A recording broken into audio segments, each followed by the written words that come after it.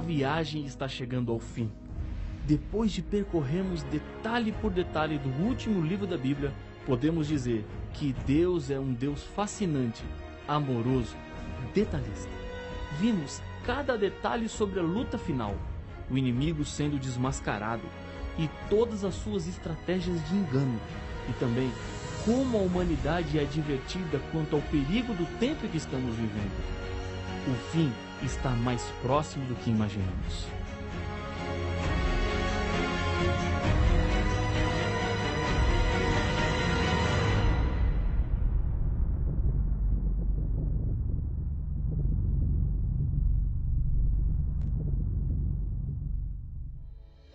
O mundo será destruído, e com ele todos que não aceitarem se entregar a Deus e viver uma vida de acordo com a Bíblia Sagrada.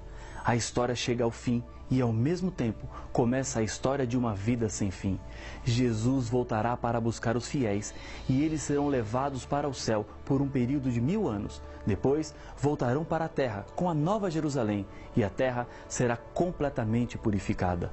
Não existirá mais morte, dor, hospitais, cemitérios, câncer, AIDS, depressão, síndrome do pânico, violência, assassinatos, exploração, pobreza, fome, indiferença, terremotos, enchentes e tantas outras coisas que roubam a alegria dos seres humanos. Não pense que o caminho para chegar lá é muito difícil. O diabo quer que você pense assim e desista. Deus está ao seu lado, pronto para lhe ajudar e dar forças para prosseguir no caminho da salvação. Nas revelações do Apocalipse, Jesus nos mostra claramente a história do seu povo, desde os dias dos apóstolos até o fim, através de 3 profecias diferentes: as 7 igrejas, os 7 selos e as 7 trombetas. A profecia das 7 igrejas nos revela a história da igreja cristã, mostrando as suas falhas e prometendo a recompensa para os vencedores. O grande destaque dessa profecia está na demonstração do grande interesse de Deus pelo seu povo. Os 7 selos profetizam a história social da igreja cristã, apresentando o triste processo de apostasia da igreja. Ela se afastou da mensagem pura da palavra de Deus e contaminou-se com doutrinas inventadas pelos homens. Deus é apresentado como aquele que controla a história e dará fim à dor e ao sofrimento. As 7 trombetas revelam a história política e religiosa que ocorrerá paralelamente à história da igreja cristã. As 4 primeiras trombetas mostram a desintegração do grande império romano ocidental pelas tribos dos povos bárbaros, que prepararam o caminho para Roma papal. Tanto o livro do profeta Daniel como o Apocalipse profetizam que esse poder religioso perseguiria durante 1260 anos os que acreditassem na Bíblia. A 5ª e a 6ª trombetas descrevem as investidas das tribos maometanas, sob o comando de vários líderes, lutando contra o cristianismo. Constitui-se assim outro poder que luta contra o povo de Deus.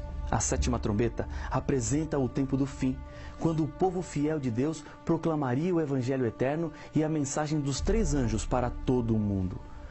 Alguns eventos aconteceriam no mundo durante o tempo da 7ª trombeta. Acompanhe a leitura de Apocalipse capítulo 11, versos 15 a 19, onde estão relacionados esses fatos. O 7º anjo tocou a trombeta, e houve no céu grandes vozes, dizendo: o reino do mundo se tornou de nosso Senhor e do seu Cristo, e ele reinará pelos séculos dos séculos. E os 24 anciãos que se encontram sentados no seu trono, diante de Deus, prostraram-se o seu rosto e adoraram a Deus, dizendo: graça te damos, Senhor, Todo-Poderoso, que és e que eras, porque assumistes o teu grande poder e passaste a reinar. Na verdade, as nações se enfureceram, chegou, porém, a tua ira, e o tempo determinado para serem julgados os mortos, para se dar o galardão aos teus servos, os profetas, aos santos, aos que temem o teu nome, tanto aos pequenos como aos grandes, e para destruíres os que destroem a terra. Abriu-se então o santuário de Deus, que se acha no céu, e foi vista a arca da aliança no seu santuário, e sobrevieram relâmpagos, vozes, trovões, terremotos e grande saraivada. Vejamos apenas os eventos separados. A revelação do Apocalipse nos diz: o reino do mundo agora se tornou de Jesus Cristo. No Jardim do Éden, Quando Adão e Eva haviam cometido o pecado e arruinado a perfeição do mundo, perceberam que estavam sem roupas e pela primeira vez sentiram vergonha. Para tentar resolver o problema, fizeram roupas com folhas de figueira. Uma roupa de folha de figueira não é resistente, apenas disfarça, como todas as soluções humanas que podemos arrumar para tentar solucionar o problema do pecado. Neste momento, o reino deste mundo saiu das mãos de Deus e, por escolha dos seres humanos, passou para as mãos do diabo. Lá no Éden, um cordeiro teve que ser morto e com a sua pele uma roupa foi feita. O sangue derramado daquele animal representava o sangue de Jesus, o Cordeiro de Deus, que tinha o poder de tirar o pecado de todo o mundo. E é por isso que o domínio deste mundo volta para Jesus. Ele pagou o resgate e adquiriu o direito de salvar o ser humano da consequência final do pecado, que é a morte. As nações se enfureceram. Jesus profetizou em Mateus 24 que nos últimos dias haveria guerras e rumores de guerras, cada vez mais e com maior intensidade. Constantemente ouvimos de novos conflitos ao redor do mundo. Existem regiões que estão em constante alerta. A qualquer momento, mais uma guerra pode começar. Há muita disputa de poder. Esse é o quadro que a 7ª trombeta nos mostra. Chegou o tempo determinado para julgar os mortos. O julgamento começou em 1844. Quando João descreve o santuário de Deus na 7ª trombeta, ele viu a Arca da Aliança, que ficava no segundo compartimento do santuário, chamado de Santíssimo. Foi aí que Jesus entrou ao se cumprirem os 2.300 dias, anos, de Daniel capítulo 8, verso 14. Quando Jesus sair do lugar santíssimo, terá terminado o juízo investigativo, a mediação de Jesus e o tempo de graça, no qual é possível ainda se salvar. Todos os seres humanos passarão por esse juízo. Dele não tem como escapar. Esse tempo é chegado com a última trombeta. Isso nos deixa claro que estamos vivendo no fim do fim dos tempos. Tempo de destruir os que destroem a terra. Isto acontecerá na volta de Jesus a essa terra, quando ele fará justiça salvando os fiéis e condenando os que não são fiéis. Jesus vem para recompensar a cada um mediante as suas obras. Não existe nenhuma promessa mais confortadora para os seres humanos que enfrentam as dificuldades da vida. Jesus é o único caminho para a salvação. Muitos seres humanos têm dificuldade para entenderem que Jesus é a solução para tudo. O Apocalipse é um livro de decisão. Deus está chamando de um lado, chamando para a salvação através do Cordeiro. Do outro lado está o diabo, tentando reunir o máximo possível de pessoas para enganar e seduzir. Se você analisar seriamente os seres humanos hoje, verá que existem 3 grupos: os seguidores de Jesus, os seguidores do inimigo de Deus e os indecisos. Os indecisos são pessoas que ainda não descobriram a verdade. Elas nunca rejeitaram a Jesus, mas estão caminhando na direção contrária, crendo sinceramente que estão no caminho certo. As revelações do Apocalipse abrem os seus olhos para entender qual o caminho certo a ser trilhado. Depois de estudar as profecias bíblicas, você não pode permanecer neutro. No fim dos tempos, o terceiro grupo, dos indecisos, desaparecerá. Somente existirão 2 grupos, os do Cordeiro e os do diabo. A Bíblia apresenta muitas ilustrações para reafirmar essa verdade, dizendo que no fim dos tempos existirão apenas ovelhas e cabritos, trigo e joio, mulher vestida de sol e mulher vestida de vermelho. Os indecisos terão que tomar uma decisão em algum momento. Não decidir-se no final será o mesmo que decidir-se contra Cristo. Sinais na natureza: relâmpagos, vozes, trovões, terremotos e grande saraivada. Com o tocar da 7ª trombeta, começam as 7 pragas, que representam o princípio do juízo de Deus contra os perdidos. O anjo responsável pelas 7 pragas também mostra a João a Nova Jerusalém. A Bíblia diz: então veio um dos 7 anjos que tem as 7 taças cheias dos últimos 7 flagelos e falou comigo dizendo: vem, mostrar-te-ei a noiva, a esposa do Cordeiro. E me transportou em espírito até uma grande e elevada montanha e me mostrou a santa cidade, Jerusalém, que descia do céu da parte de Deus. Apocalipse capítulo 21, versos 9 e 10. É importante entendermos como eram os casamentos na época de Jesus. Normalmente, haviam 5 momentos importantes. Primeiro, O compromisso matrimonial tinha muito mais seriedade do que nossos dias. Segundo, o pagamento do dote matrimonial. Terceiro, o período de preparação pessoal da noiva para o casamento e o noivo preparava a casa. Quarto, a cerimônia do casamento, que não acontecia na igreja como fazemos hoje. Era uma cerimônia simples, quando o noivo reconhecia publicamente o seu pedido de casamento, colocava uma capa sobre os ombros da noiva, enquanto o cortejo se dirigia para o local onde seria a festa. Quinto, a festa. Normalmente era na casa do pai do noivo. Em todo o Apocalipse, os salvos são descritos como vestidos de branco. Os 24 anciãos estão vestidos de branco, diz Apocalipse capítulo 4, verso 4. Os que fazem parte da multidão que se achava diante do trono de Deus estavam vestidos de vestiduras brancas, diz Apocalipse capítulo 7, verso 9. E nas bodas do Cordeiro, a igreja, lhe foi dada vestir de linho finíssimo, resplandecente e puro. Apocalipse 19, verso 8. A Nova Jerusalém, morada dos salvos, é a esposa de Cristo. Os mesmos passos de um casamento nos tempos bíblicos são percebidos na Bíblia.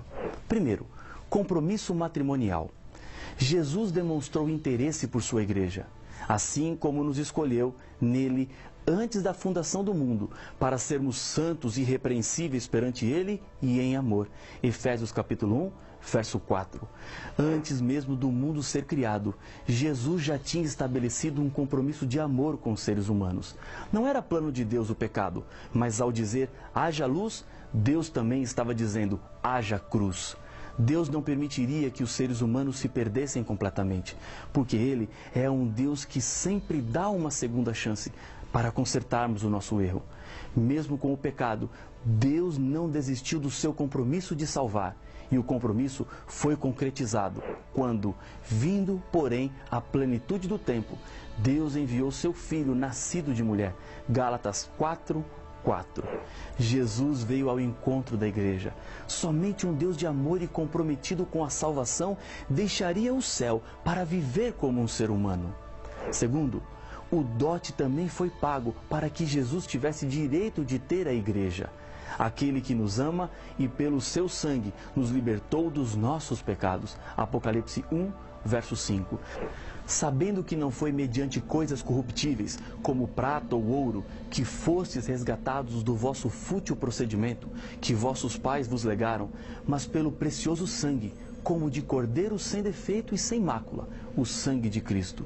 1 Pedro capítulo 1, versos 18 e 19. Ao morrer na cruz, Jesus pagou o dote da salvação. Em 1946, o físico canadense Louis Slotin, do projeto Manhattan, realizou um experimento de risco. Eram os primeiros meses do ano e ele fazia os preparativos para a prova atômica nas águas do sul do Pacífico, no atol de Bikini. O objetivo da sua experiência era determinar a quantidade de berilo envolvido em um núcleo de plutônio necessário para uma reação em cadeia. Os cientistas chamavam de massa crítica. Para despertar, era necessário ir aproximando as duas esferas de urânio lentamente. Quando a massa se tornava crítica, então, separava-os com uma chave de fenda. No dia 21 de maio, no exato momento em que o material tornou-se crítico, a chave de fenda escorregou da sua mão. Os hemisférios de urânio se aproximaram demais e instantaneamente a sala se encheu de uma nuvem azul. Slotin poderia sair correndo, tentando salvar a própria vida, mas não foi o que fez. Ele separou os dois hemisférios com a própria mão. Com isso, salvou a vida de outras 7 pessoas que estavam com ele naquela sala. Gritando aos seus colegas para que ficassem exatamente onde estavam no momento do acidente, traçou em uma lousa a posição para que os médicos soubessem qual foi o grau de radiação que ficaram expostos. Pouco mais tarde, Al Graves, um colega que depois dele havia estado mais exposto, contou que estavam esperando um carro que os levaria ao hospital e Slotin disse: "Você se salvará. Eu não tenho possibilidade nenhuma de vida." Ele estava certo. 9 dias depois, morreu em terrível agonia. Isso nos ajuda a entender algo muito importante. Há 2000 anos, Jesus Cristo veio no meio da radiação mortal do pecado e com sua vida concedeu liberdade e salvação para todos os seres humanos. Os que zombavam de Jesus enquanto estava na cruz diziam: salvou os outros, a si mesmo não pode salvar-se? Mateus capítulo 27, verso 42.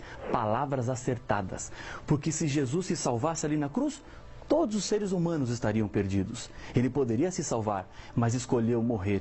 O dote estava pago. Terceiro, período de preparação pessoal da noiva enquanto o noivo preparava a casa. Isso é exatamente o que está acontecendo neste momento. Jesus disse que no céu estaria preparando-nos lugar. João, capítulo 14, o verso 2. Em certo sentido, a nossa situação parece-se com a de um bebê que acabou de sujar as suas fraldas. A sua situação o incomoda. Está sujo, sente a sujeira, mas não consegue fazer nada para resolver o seu problema. Chora pedindo ajuda até que os pais chegam para lavar e trocar. Estamos sujos pelo pecado. Necessitamos de ajuda, pois não conseguimos nos limpar. É nesse ponto que reconhecemos a nossa fraqueza e impotência. Assim, aceitamos a Jesus como nosso Senhor e Salvador, como aquele que pode nos limpar. Suponhamos que um amigo roube o seu carro, mas depois ele se arrepende, vai até a sua casa, devolve o carro e lhe pede perdão. Você perdoa, mas como será a partir daí a sua amizade com essa pessoa? Ficará para sempre a lembrança. Quando Jesus Cristo vem e limpa uma pessoa, por mais longe que ela tenha ido, Deus perdoa os pecados e não se lembrará mais dele. Venha ou volte agora para perto de Jesus. Estamos no tempo de preparo para a salvação. Depois de tudo preparado e pronto, juízo encerrado, vem o momento esperado. Alegremo-nos, exultemos e demos-lhe a glória, porque são chegadas as bodas do Cordeiro, cuja esposa a si mesma já se ataviou. Apocalipse capítulo 19, verso 7. O verso 9 fala de pessoas bem-aventuradas, ou seja, felizes. Bem-aventurados aqueles que são chamados à ceia, às bodas do Cordeiro. Apocalipse 19, 9. Agora só depende de você. Procure a Igreja Adventista do Sétimo Dia mais próxima da sua casa. Decida hoje fazer parte do povo de Deus aqui na terra. As verdades são claras e já não há mais tempo. Chega de sofrer. Pare de enganar-se a si mesmo. Venha para a maravilhosa luz. Deus está contigo e nesse momento está lhe convidando para fazer parte do grupo dos salvos. Deus não chama com hora marcada. Não me diga que o seu momento ainda não chegou, porque amanhã pode ser tarde. Ele está lhe chamando agora. E para confirmar a sua decisão e a aceitação, eu quero lhe convidar a orar comigo. Senhor Pai nosso, obrigado pelas verdades do Apocalipse, pelas decisões tomadas, pela salvação estendida e pela graça outorgada. Toma conta da nossa vida. Aceita a decisão tomada nesse momento, em nome de Jesus. Amém.